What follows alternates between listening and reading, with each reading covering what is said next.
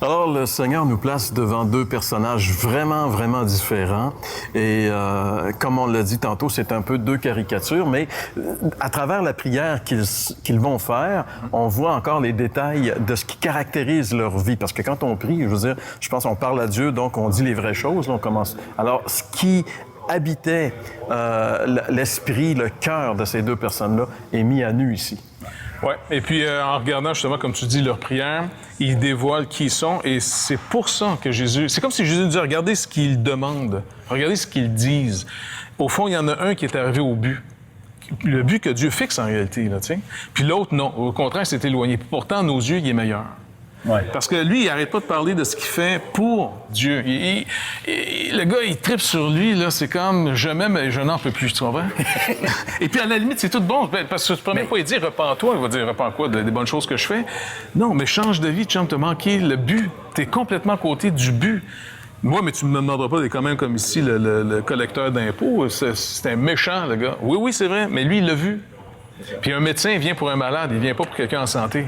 Donc, si le publicain a vu, puis il a dit à Dieu, écoute, je peux juste te demander d'être patient, d'être gracieux envers moi, il a compris le but de tout ce que Dieu voulait qu'on comprenne. Je veux dire, c'est tellement simple.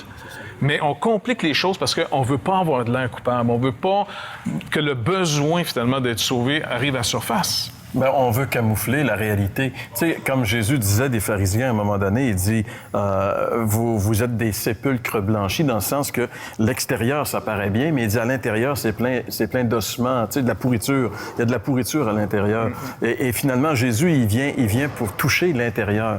Il sait très bien qu'on porte toutes des masques. Tu sais, il y a la personne et le personnage, comme disait un certain monsieur Tournier à un moment donné, mais on porte toutes des masques, puis on joue tout un jeu. Et puis le Seigneur, lui, à un moment donné, il joue pas. Il va vraiment, vraiment trouver la réalité. Et dans ce texte-là, il le montre très, très bien. Et cet homme-là, je donne ma dîme, je jeûne, je fais ci, je fais ça. Tu sais, je donne ma dîme. Il y en a qui pensent qu'une dîme, là, c'est 60$ par année, comme on voit là, dans les milieux religieux. Mais la dîme, c'est 10%. C'est un gars qui gagne 50 000$ par année. Là. Parce que nous autres, les pasteurs, on les aime bien, ces gars-là, quand même. C'est ça.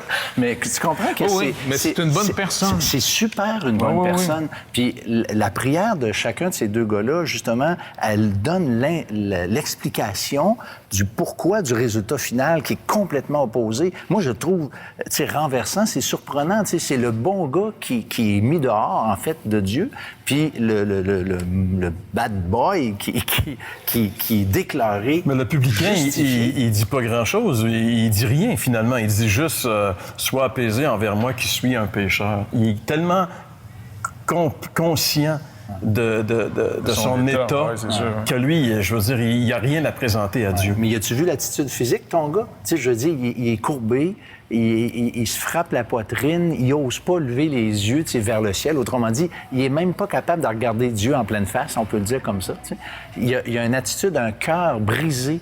Il est déçu de lui-même. Il sait qu'il est zéro devant Dieu. Il sait. Puis tout ce qu'il a, lui, c'est d'implorer la grâce de Dieu, d'implorer ce pardon. Et le résultat de tout ça, les paroles de Jésus, il dit que c'est lui, c'est le publicain, l'homme qui n'a rien à présenter à Dieu.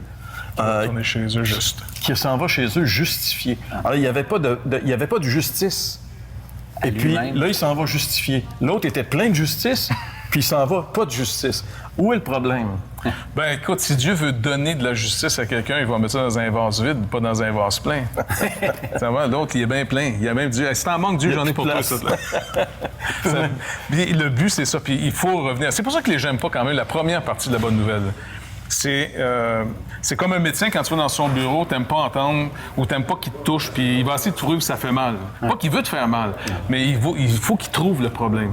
S'il trouve pas de problème, il n'y a pas de solution pour toi. Il n'y a pas de problème. Et le problème qu'on voit ici, et le Seigneur va le résumer dans ses dernières paroles lorsqu'il dit « Toute personne qui s'élève sera abaissée et toute personne qui s'abaisse sera élevée », dans le sens que la religion nous amène à l'orgueil, la propre justice. Si tu travailles fort, puis tu fais des efforts, tu donnes, à un moment donné, là, tu es en train de bâtir une espèce de tu sais, tu t'élèves, tu t'élèves. T'es bon, t'es rendu bon. Et devant Dieu, tu penses que ça a de la valeur. Et l'autre, il n'y a rien à présenter. Et le Seigneur, ce qu'il veut nous enseigner, je pense, d'important dans cette histoire, c'est que qui que nous soyons, on n'a rien à vraiment présenter à Dieu, sinon notre état de pécheur, et lui demander sa grâce, finalement. Et c'est ce qu'il fait, cet homme-là. « Sois apaisé envers moi, qui suis un pécheur. » Toute personne qui se reconnaît devant Dieu pécheur et qui implore sa grâce va être justifiée. C'est ça la bonne nouvelle de la grâce. C'est ça la bonne nouvelle de l'Évangile. Et on aimerait tellement que vous puissiez l'expérimenter. Qui que vous soyez, dites-vous bien que le seul chemin qui peut vous apporter la paix, c'est de passer par la grâce de Dieu, c'est-à-dire de reconnaître, comme ce publicain, que vous êtes pécheur et que Dieu peut seul vous donner sa justice. Et quand il le fait, bien, ça change nos vies. Et dans un petit instant, on vous invite à regarder ensemble avec nous le témoignage d'une personne qui, justement, a expérimenté cette grâce de Dieu parce que cette personne-là s'est reconnue un jour comme un pécheur devant Dieu.